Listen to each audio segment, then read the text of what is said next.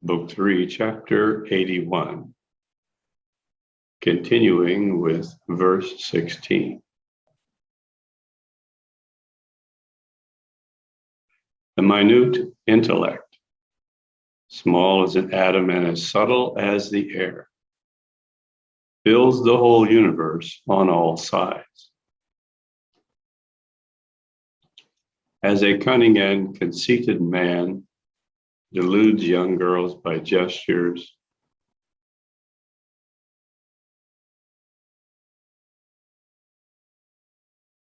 calls, winks, and glances, so the holy look of divine consciousness serves as a prelude to the endless rotating dance of the worlds with all their hills and contents. It is that atom of consciousness that envelops all things within it, consciousness, and represents also their forms outside it. It's like a painter on canvas shows the figures of hills and trees drawn in it, standing out as in bas-relief. The divine spirit is as minute as the 100th part of the point of a hair. Yet it is larger than the hills it hides in itself, and as vast as infinity, being unlimited by any measure of space and time. The comparison of the vast emptiness of divine understanding with a particle of air is not an exact simile. It is like comparing a mountain with a mustard seed, which is absurd. The minuteness attributed to the divine spirit in the Vedas is as false as attributing different colors to a peacock's feathers and jewelry to gold, which cannot be applicable to the spirit. So why are we saying this?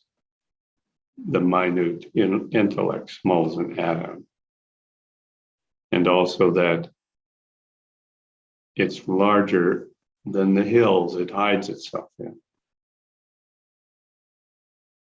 This is because all size is illusion. All is pure consciousness. And because all is pure consciousness,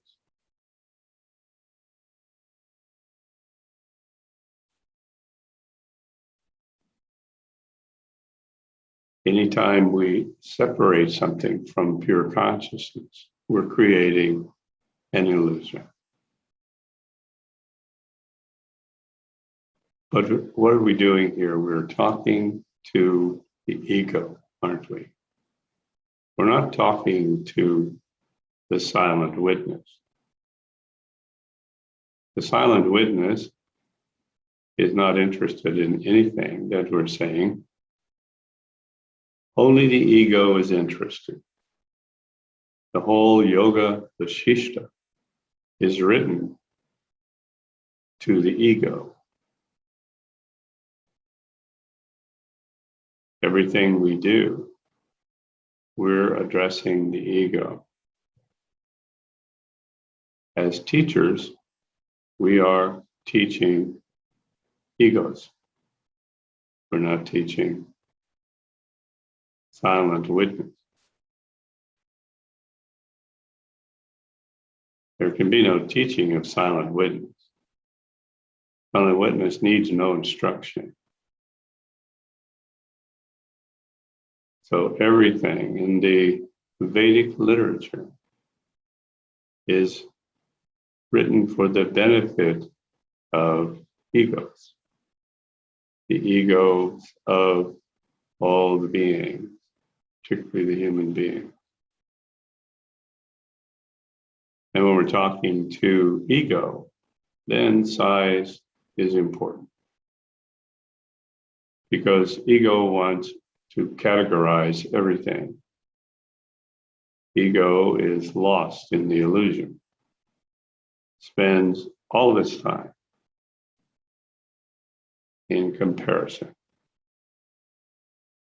looking for ways in which it can be the biggest among all. Then the ego is most happy. Why? Why is the ego happy if it is the most wealthy, the biggest, the most healthy, the most beautiful? Because the ego is basically asuric. Asuric means against divine consciousness. Asuric means individual, something that is not, anything that is not silent witness, that is ego. And that's the field of ego. It is the field of individual karmic traces. It's the field of divine karmic traces.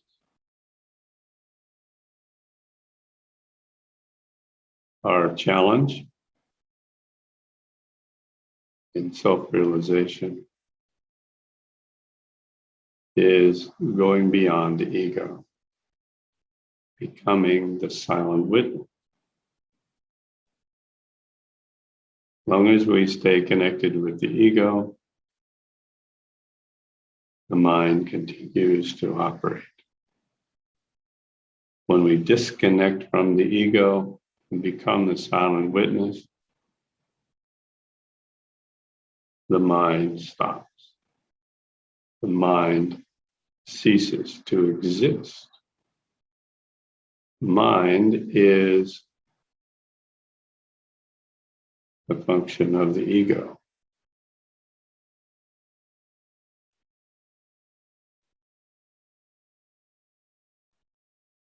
If we think we're enlightened, absolutely we're not enlightened.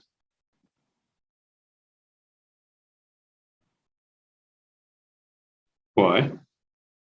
Because we think. I think, therefore I am, is not an enlightened state, is it? Thinking is an operation of karmic traces. It's a reflection of karmic traces. It is activity outside of the silent witness, and that's illusion because nothing can be outside the silent witness.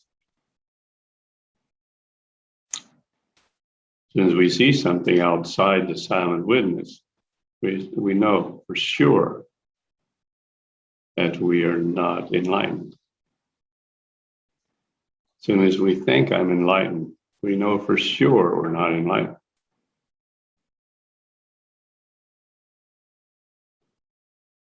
When Maharishi was asked, what is the experience of enlightenment? He said, simplest form of awareness.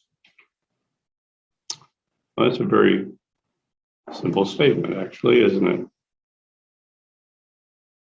But if you analyze it, you'll see it's totally 100% true. When awareness is not simple, then we have illusion. But awareness simple means singular, without complication. All complication arises from karmic traces.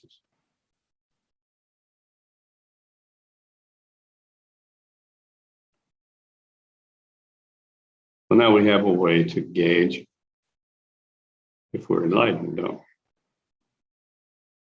As soon as we think anything, we know we're not enlightened.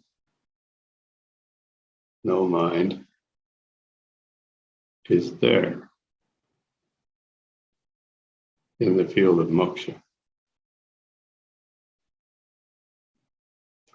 Verse 24, it is that bright lamp that has brought forth light from its thought without any loss of its own essential brightness.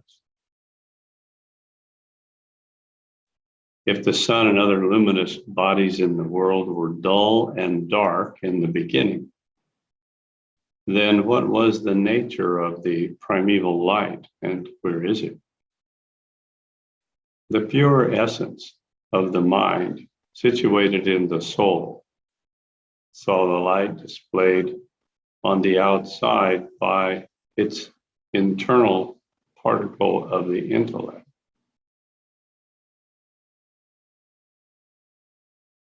There is no difference between the lights of the sun, moon, and fire and the darkness out of which these lights were produced. The only difference is that of two colors, black and white. As the difference between clouds and snows consists in the blackness of the one and the whiteness of the other. Such is the difference between light and darkness. Only in their colors, not in their substance.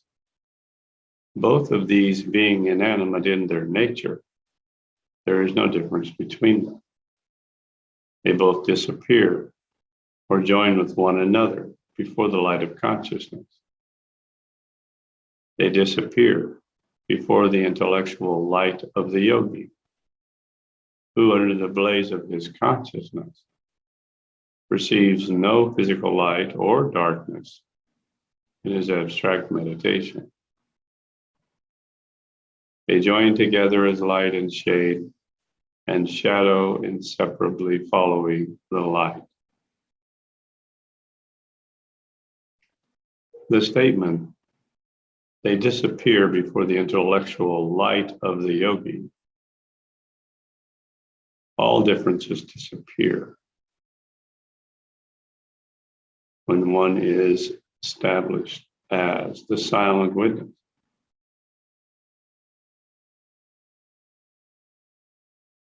Because all difference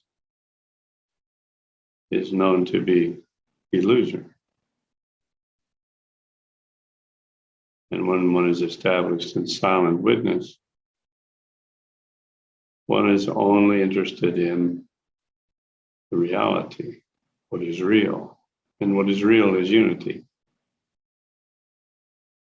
All difference is unreal. The sun of consciousness shines by day and night without setting or sleeping. It shines in the bosom of even hard stones without being clouded or having its rise or fall. The light of this blazing soul has lighted the sun, which diffuses its light all over the three worlds. It filled the capacious womb of earth with a variety of provisions, just as they store large baskets of food in a warehouse. It enlightens darkness without destroying itself. And the darkness that receives the light becomes as enlightened as light itself. As the shining sun brings the lotus buds to light, so the light of the divine spirit enlightens our intellect amidst the gloom of ignorance that envelops them. As the sun displays himself by making day and night by its rise and fall,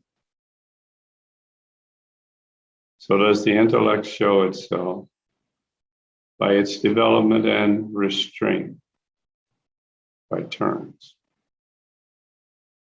All our notions and ideas are contained in the particle of the intellect, just like a healthy seed contains in its breast the leaves, flowers, and fruits of the future trees. These and all the powers of the mind develop themselves at their proper times, like flowers and fruits make their appearance in spring and proper seasons.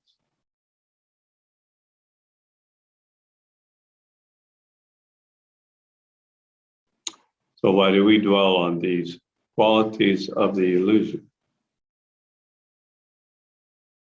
Because one of the purposes, the main purpose of Yoga Vashishta is to uncover divine karmic traces so that the ego can become aware of the divine karmic traces. And when the ego becomes aware of the divine karmic traces, the ego has transitioned. It has become the divine karmic traces. And when the ego becomes the divine karmic traces, the result is Brahman consciousness.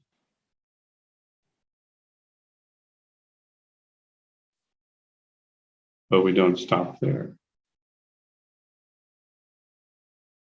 We can only operate from that which we know. If we want to operate from Brahman consciousness, we have to know it. We have to become the divine karmic traces. When we have become that, then we have an opportunity to use that platform of knowing, even though it's illusory, because we know it, because we're embedded in it. To us, it is real. Brahman consciousness appears real to us. And when we achieve it, very real. It's all there is.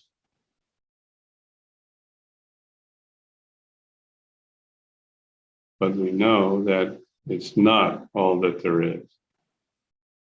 We know that the silent witness is there as well.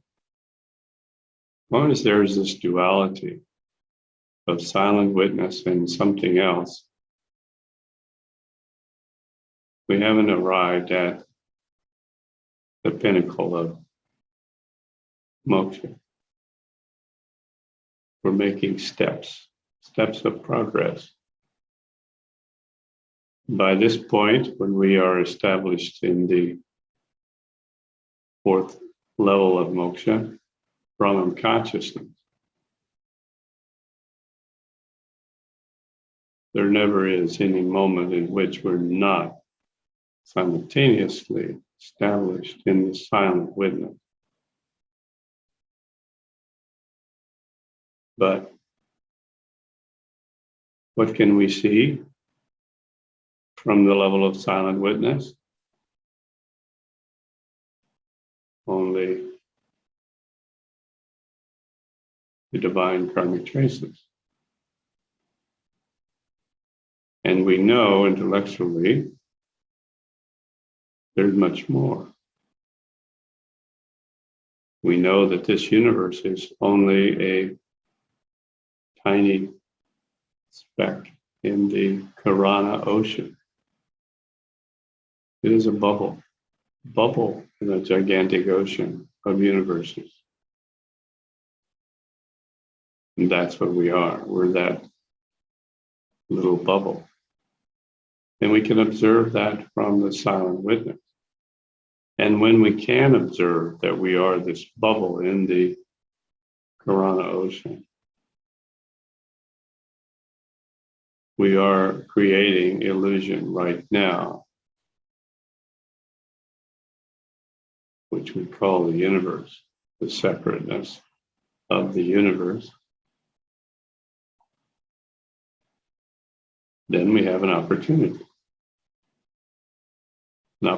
to transcend, to go beyond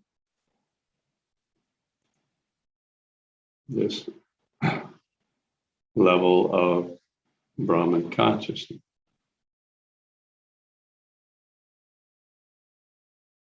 That's when we really get into enlightenment. Enlightenment is a process of developing a higher and higher, more aloof, more substantial, more holistic, more complete union with the silent witness, until there's only that. There's only the silent witness. And there's nothing to see here. There's nothing to witness except our own self as the silent witness. That is called Shiva.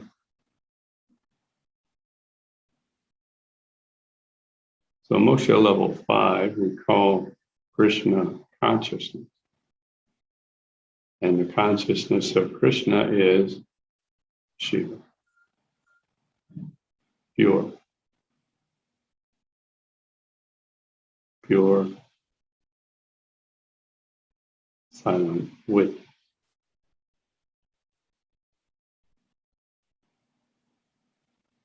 The particle of divine spirit is altogether tasteless, being so very flavorless and devoid of quality.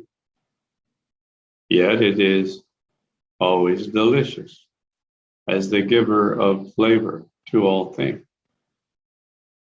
All tastes abide in the waters, water being the receptacle of taste. Like a mirror is the recipient of a shadow, but savor, like the shadow, is not the substance. It is the essence of the spirit that gives it the flavor. All bodies that exist in the world and are unconsciousness of Him are forsaken by the atomic spirit of the Supreme. But they remain dependent upon Him by the consciousness of the divine particle shining in their souls. In answer to who are forsaken by and supported by the divine spirit, it is He who, being unable to wrap Himself, wraps the world in Him by spreading out the clothing of His atomic consciousness over all existence.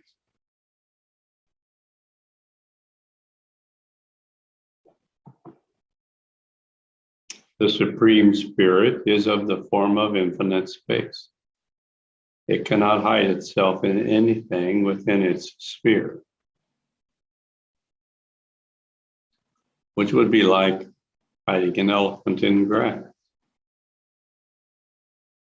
Yet this all-knowing spirit encompasses the world, knowing it to be a trifle. Just like a child holding a grain of rice in his hand. This is an act of illusion, Maya.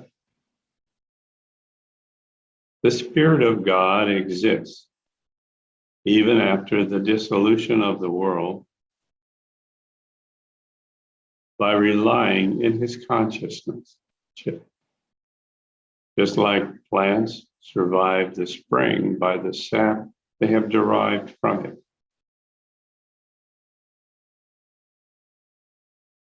It is the essence of consciousness that gives rise to the world.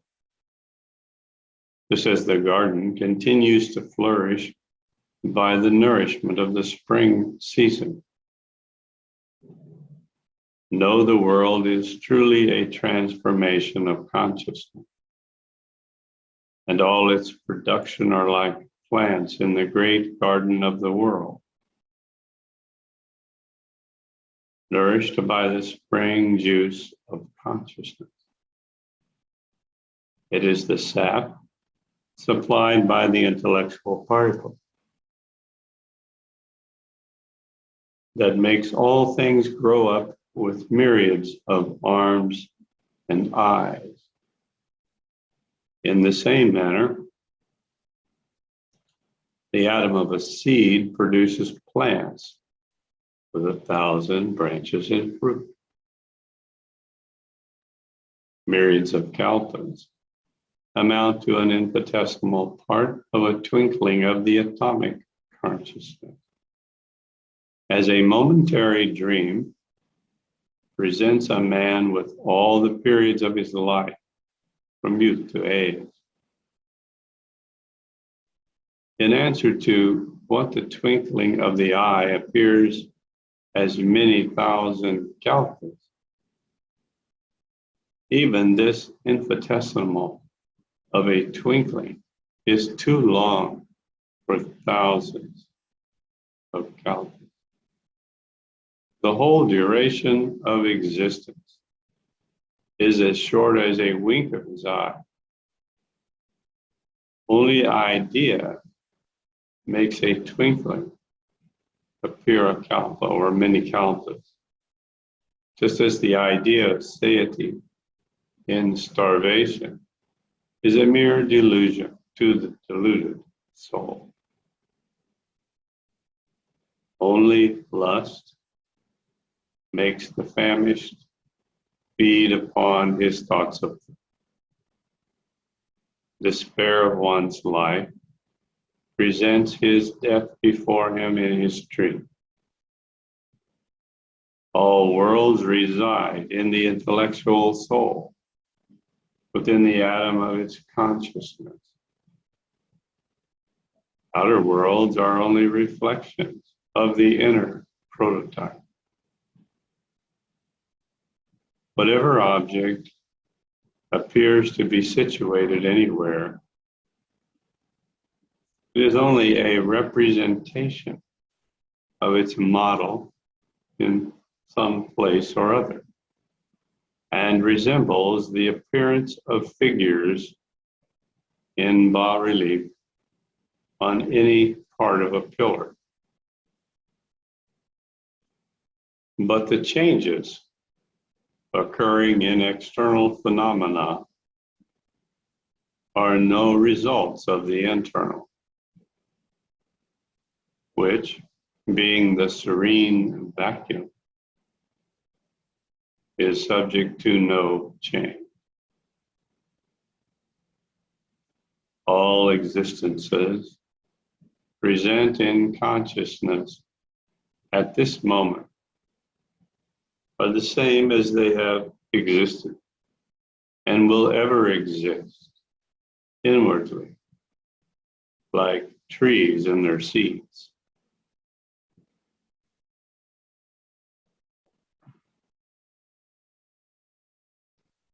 The atom of consciousness contains the moments and ages of time,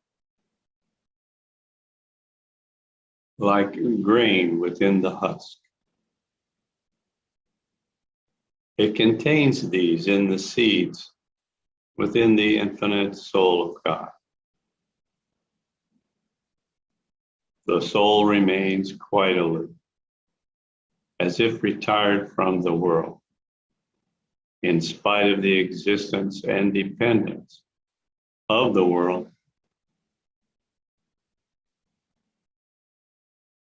Upon the soul. The divine soul at all times remains unconcerned with its creation and its preservation. The essence of the world springs from the atom of pure consciousness. However, consciousness remains apart from both the states of action and passion.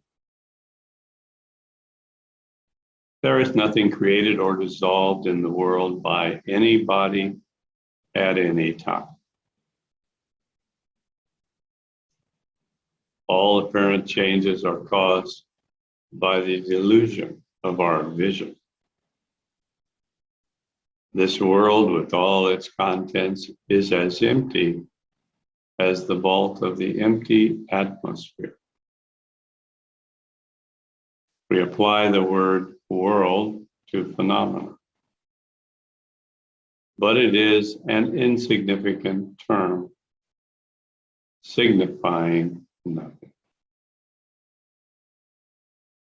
It is the particle of consciousness that is led by the delusion of Maya to view scenes situated in the divine soul in the outward appearance of the world of phenomena.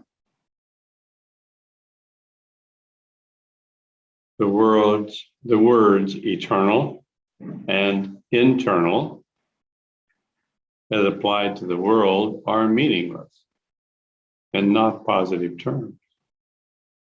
There is no inside or outside of the divine soul. These are contrived for the instruction of pupils to explain its different views by consciousness.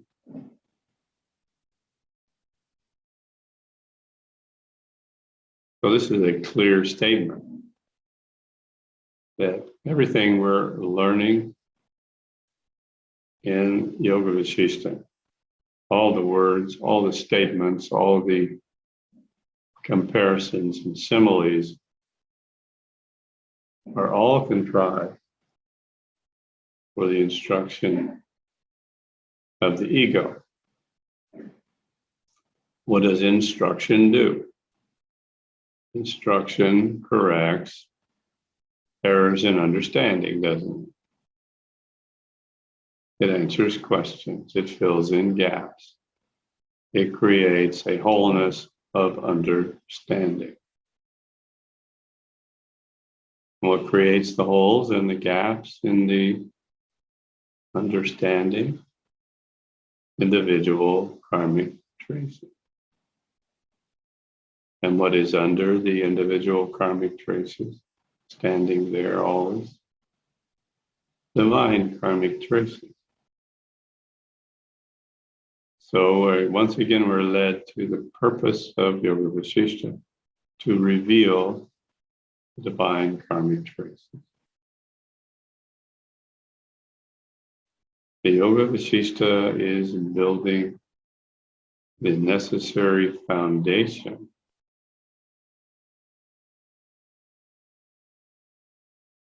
for moksha level 5, Krishna consciousness.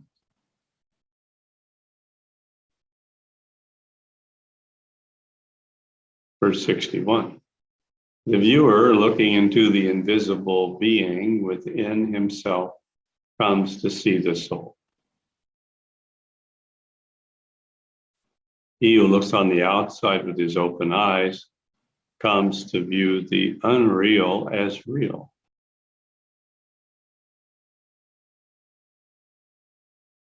So this is telling us that when we are embedded in the illusion of the world, it appears real to us. You're honest with yourself, and you should always be honest with yourself. That means the ego is no longer attempting to make itself what it is not, wants to be completely honest with the experience of itself. Then, if we see the world as real, this gives us a place where we can understand our current level of consciousness. It's a little bit like thinking I am enlightened. As we experience deeper and more expanded states of this silent witness, question is always coming up. Is this the ultimate? And when we have that question, we know it is not the ultimate, because there can be no question. And once we have arrived at the level of the ultimate, because all questions are part of the illusion. Therefore, whoever looks into the soul can never see false phenomena as realities as others do. It is the internal sight of consciousness that looks into the inner soul, which is without all desires. The external eyes are mere organs to look upon the false appearance of outer objects. So what is this internal sight of consciousness? The internal sight of consciousness is called by Patanjali Pratibha Darshasa. Patanjali gave us many sutras. Each sutra is capable of producing moksha, because each sutra is balancing a specific and large block of individual karmic traces. The sutra, Darshasa, Pratibha Darshasa,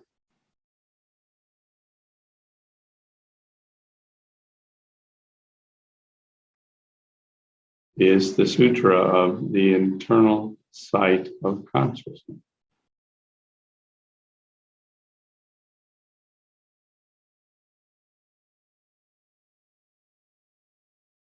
'64. There can be no object of sight unless there is a looker. Just like there can be no child without its parent. This duality arises from the lack of knowing their unity.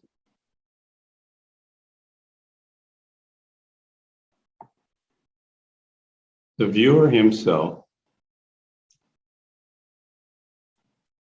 becomes the view, as there can be no view without its viewer. Nobody prepares any food unless there is somebody to feed upon it. It is the power of consciousness, imagination, to create the views of its vision. Just like it lies in the capacity of gold to produce all the various forms of jewelry. The inanimate view never has or can have the ability of producing its viewer. Just like a golden bracelet has no power of bringing gold into being.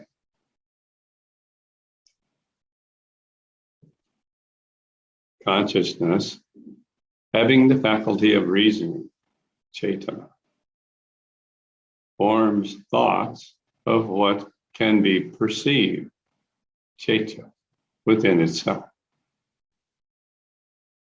which however are unreal, are falsely viewed as real by its intellectual vision. to its own deception. Just like the deception caused by the appearance of jewelry and gold. The viewer, divine consciousness, the silent witness, being transformed to the view of the visible world, is no more perceptible in it than the jewelry of gold and not gold itself. Thus, the viewer becomes the view, still views himself as the viewer, as gold transformed into jewelry is always looked upon as gold. There being only one unity apparent in all nature, it is useless to talk of the duality of the viewer and view. A word with a masculine suffix cannot give the sense of a neuter noun. The viewer who feasts his eyes, seeing the outer visible world, cannot have sight of the inner and soul, and with the internal eyes of his consciousness. But when the viewer shuts out the outer view, all its realities appear as unreal. When the viewer perceives the unreality of what can be seen by the light of his understanding, then he comes to see the true reality. So by withdrawing the mind from seeing the bracelet form, one comes to see only its nature of gold.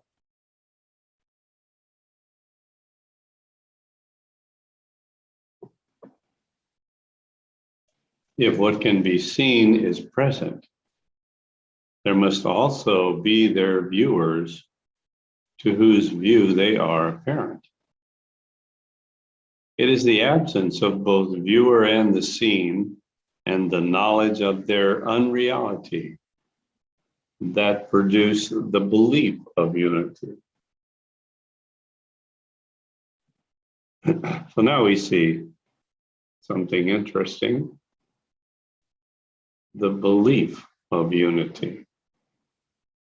And this is what we have until we've achieved moksha level 5. We have a belief of unity.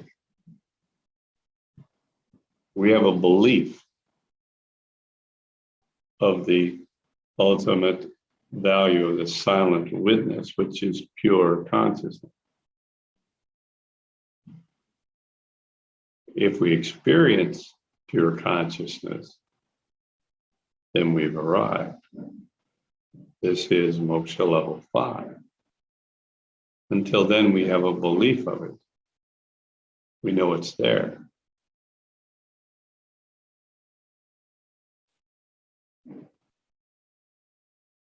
The man who considers all things in the humility of his conscious soul comes at last to perceive something in him that is serenely clear and which no words can express. A minute particle of consciousness shows us the light of the soul as clearly as a lamp enlightens everything in the dark. Answer 2, who shows the soul as clearly as a visible thing?